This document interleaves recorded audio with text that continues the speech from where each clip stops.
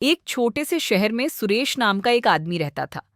सुरेश एक पुराने परिवार का वारिस था, जिसके पास अच्छी खासी जायदाद थी। उसका घर बड़ा था, लेकिन दिल में एक सूनापन था, जैसे किसी गांव में सन्नाटा हो। उसकी उम्र करीब 42 साल की थी। पत्नी की मौत हुई कई साल हो चुके थे, एक हादसे में चली गई थी। अब घर में अकेला रहता था, बस काम धंधे में लगा रहता। उसकी एक छोटी सी फैक्ट्री थी शहर के बाहर, जहां से वह रोज शाम को थका हारा लौटता। लेकिन घर की देखभाल कौन करे, वह तो बस काम में डूबा रहता। घर धूल धूसरित हो गया था। एक दिन उसके एक पुराने मित्र ने कहा, सुरेश, तू अकेला क्या करेगा? एक नौकरानी रख ले जो घर संभाले। सुरेश ने सोचा ठीक है, और जल्द ही शहर के एक एजेंट से बात करके लड़की को घर पर बुलाया। उसका नाम था प्रिया। प्रिया की उम्र कोई 24-25 साल की होगी। वह गांव से आई थी, लेकिन शहर की चकाचौंध से थोड़ी बहुत घुल मिल गई। उसकी आंखें बड़ी बड़ी थीं, जैसे कोई सपना छिपा हो, और होठों पर हमेशा एक हल्की सी मुस्कान थी। उसका बदन न ज्यादा दुबला न ज्यादा भरा, बस ऐसे ही देखने वाला एक पल रुक जाए। बाल लंबे घने काले, जो पीठ पर लहराते रहते। जब वह काम करती तो कभी कभी बाल चेहरे पर आ जाते, और वह उनसे बड़े नाज से पीछे सरका देती। उसकी चाल में एक लय थी, जैसे कोई हल्का सा संगीत बज रहा हो। प्रिया की त्वचा नरम लगती, जैसे रेशम की तरह, लेकिन वह दिल में दिल की साफ थी। बस काम में लगी रहती, कोई फालतू बात नहीं। वह घर आई और पहले दिन से ही काम पर जुट गई।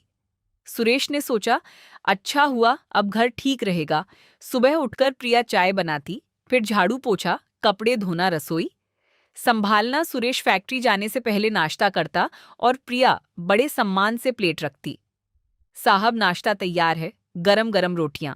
उसकी आवाज में एक मिठास होती है जो दिल में छू जाती। सुरेश मुस्कुराता और कहता, प्रिया, तू कहाँ से सीखी इतनी अच्छी रोटी बनानी? गांव में प्रिया हंसकर जवाब देती, जी साहब, गांव में सब कुछ हाथ से सीखा। माँ ने सिखाया, वहां मशीनें कहाँ होती। फिर दिन बीता जाए और घर में एक रूटीन बन गया। शाम को सुरेश लौटता। प्रिया दरवाजा खोलती आ गई। सब थका लग रही है, पानी लाती हूँ। वह ग्लास लेकर आती, और कभी कभी ग्लास पकड़ते वक्त झिझक जाती, लेकिन बस सहयोगी होता। सुरेश कहता, प्रिया, आज फैक्ट्री में बहुत काम था, कमर दर्द कर रही है। प्रिया कहती, साहब आप आराम कीजिए, मैं खाना गर्म कर लाती हूँ। लेकिन वह कभी मसाज दबाने की बात नहीं करती, वह बस काम पर लग जाती। सुरेश को लगता है शायद वह मसाज करवा ले, लेकिन कहता नहीं। एक शाम सुरेश घर आया तो देखा प्रिया रसोई में बर्तन धो रही थी। उसके कपड़े थोड़ी गीले हो गए थे, पानी की बूंदें गाल पर टपक रही थीं। वह उन्हें पोंछ रही थी। सुरेश ने पूछा, प्रिया, क्या हुआ? तू इतनी भीगी क्यों? प्रिया मुड़ी और बोली, साहब बस बर्तन धोते वक्त पानी ज्यादा गिर गया। सुरेश सोफे पर बैठ गया, लेकिन उसकी नजर प्रिया पर टिकी रही।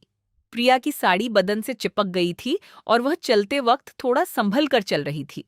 सुरेश ने कहा, प्रिया, तू अच्छा काम करती है, घर अब चमक रहा।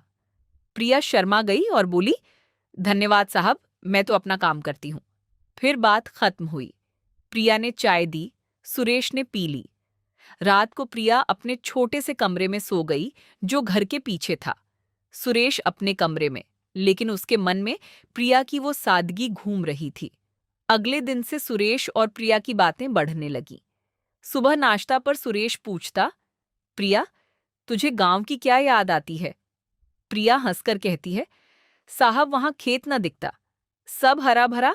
मैं बचपन से काम करती हूँ, यहाँ शहर में सब तंग है, लेकिन अच्छा लगता है। सुरेश कहता है, हाँ, शहर में सब भाग दौड़ है, लेकिन तेरे से साथ अच्छी लगती है। प्रिया की आंखों में चमक आ जाती है। साहब आप भी अच्छे हैं, कभी डांटते नहीं। एक दिन प्रिया सुरेश का कमरा साफ कर रही थी, तो वहां एक पुरानी तस्वीर मिली, सुरेश की पत्नी की। प्रिया ने पूछा, साहब ये कौन है? सुरेश उदास हो गया, यह मेरी पत्नी है। प्रिया चुप हो गई। प्रिया ने सहानुभूति से कहा, साहब सब ठीक हो जाएगा, आप अकेले मत रहिए, कभी बाहर घूमिए। सुरेश मुस्कुराया, हाँ, अब अकेलापन नहीं लगता। प्रिया बोली, तो साहब, लेकिन मैं तो नौकरानी हूं। लेकिन उसकी आवाज में एक गर्माहट थी। सुरेश ने कहा, नौकरानी नहीं, घर की सदस्य जैसी। प्रिया खुश हो गई, लेकिन अपनी हद जानती थी। दिन गुजरते रहे।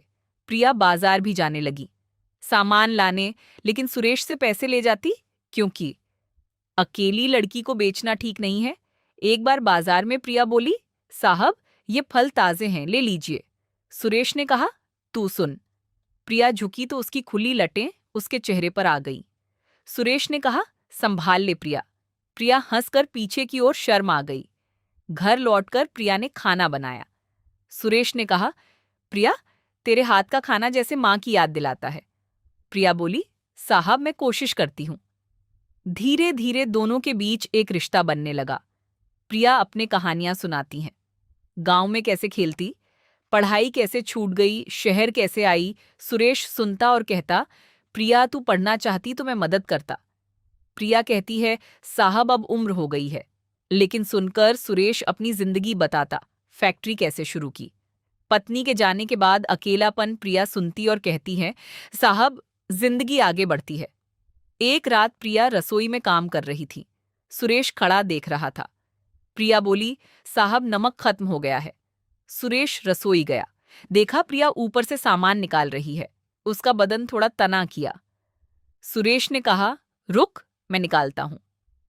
वह करीब आ गया, सामान दिया। प्रिया हंसी साफ कर लेती। सुरेश बोला, कोई बात नहीं, तू छोटी है। फिर खाना बनाया, दोनों ने साथ खाया। समय बीतता रहा। प्रिया घर की हर चीज जानने लगी। सुरेश की पसंद कपड़े कैसे रखे, खाना कैसे बनाना। सुरेश ने कहा, प्रिया तू इतनी मेहनत करती है। कभी प्रिया बोली, साहब काम से मन लगता है। सुरेश को लगता कितनी अच्छी लड़की है। कुछ हफ्ते बाद प्रिया ने कहा, साहब गांव से फोन आया, पिता बीमार हैं, मुझे जाना पड़ेगा। सुरेश चिंतित हुआ, प्रिया तू चली गई तो घर कैसे चलेगा।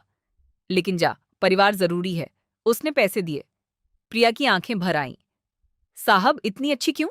सुरेश बोला, तू भी अच्छी है। प्रिया चली गई। घर सूना हो गया।